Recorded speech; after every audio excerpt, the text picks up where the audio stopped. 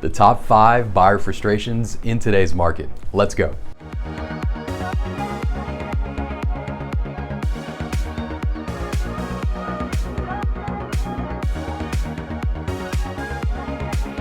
Guys, let's face it, if you're buying a house today, totally understand what I'm talking about. You're losing offers and you may not be finding that house that's fitting what you're looking for. And if you're starting off in the market, you have an idea of how competitive this market is, but you don't exactly know what you're up against just yet.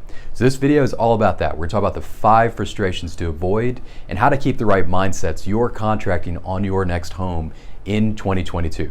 So the first you want to do is take a very close look to your outgoing expenses. Knowing your stretch goal for your budget is going to be super important before you even get started.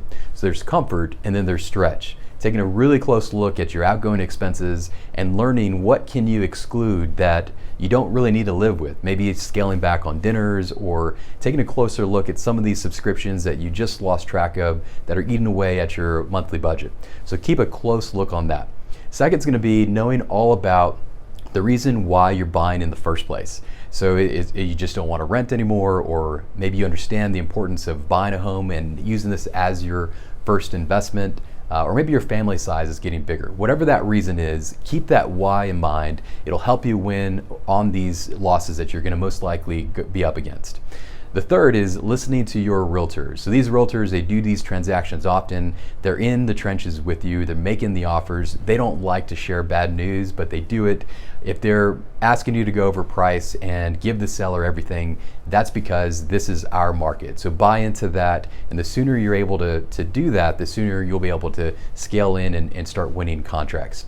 The third is really understanding the shortage of inventory and what that means on your buying decisions. So the house, it's not going to be perfect. There's no perfect house in a short inventory market. So what you have to know is what can you live without and what can you see through to see that this is a potential for your next home. It's not going to be perfect, but if it hits at least 80% of what you're looking for, maybe even close to about 75, know that a first-time buyer will be in their property most likely between 5 to 7 years. Sometimes it's longer, but for most of the times, it's about a 5 to 7 year period.